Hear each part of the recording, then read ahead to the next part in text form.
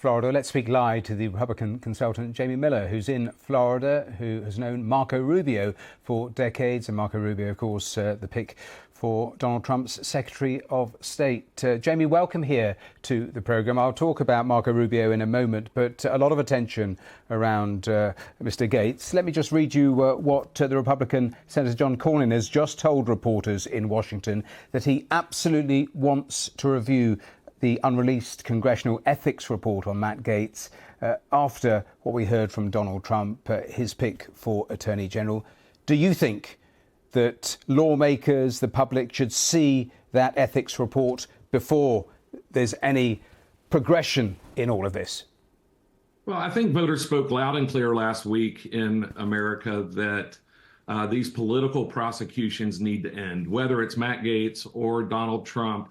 And these political impeachments, Americans had the information and said, you're not guilty, President Trump. And it's important to know that Matt Gaetz isn't under investigation or indictment of any law enforcement agency right now. Senior Republicans have voiced their concern publicly over the last months about all of those allegations. You don't think those are relevant, that there's been an ethics committee, they've conducted a report. You don't think the public should view that before we make this man Attorney General? I mean, the public can view it. It is good for gossip. I don't know that it means anything. So sex trafficking allegations. Sex trafficking allegations. You just think that's gossip? No, I think that what it is that we have political prosecutions that have happened under the Department of Justice, and certainly in the House of Representatives, we had a political impeachment. And I think the public will see this as a political prosecution within the Ethics Committee of the House of Representatives. OK, let us move on. You've made your position clear on that. Let's talk about Marco Rubio, because you've known him for a very long time. In terms of Donald Trump's pick on that as Secretary of State, potentially, what are your thoughts and what are his positions on the big areas, Ukraine, Middle East, China, Iran? Yeah, there's not going to be a better American to serve in this role than Marco Rubio. He's come from a background of what a lot of Americans have. You know, his parents were blue collar workers. He worked his way through law school. I always like to tell the story of when he was a young man in the House of Representatives, and you have to put your net worth out there. And his net worth at the time, because of student loans, was a negative $250,000.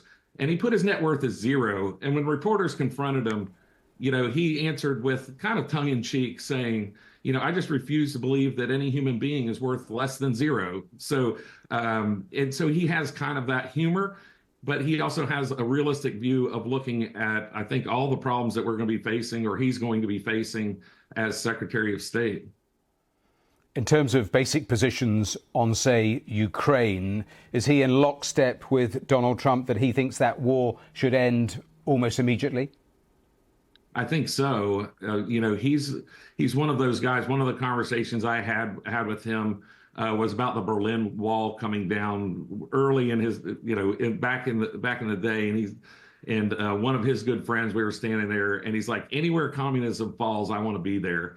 And it just said a lot to me. The Berlin Wall fell because the West stayed absolutely resolute. Opponents will say that's the polar opposite of the position being put forward here by the incoming Trump administration, which is basically to say to Russia, well, you've invaded and you can keep the territory you've invaded.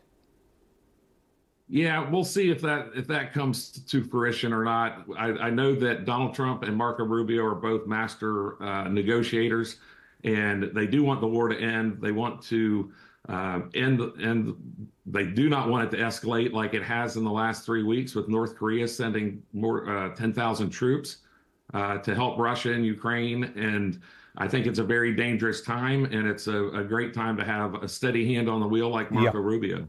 Let me just read you a quote, and it is from Marco Rubio from March 2016.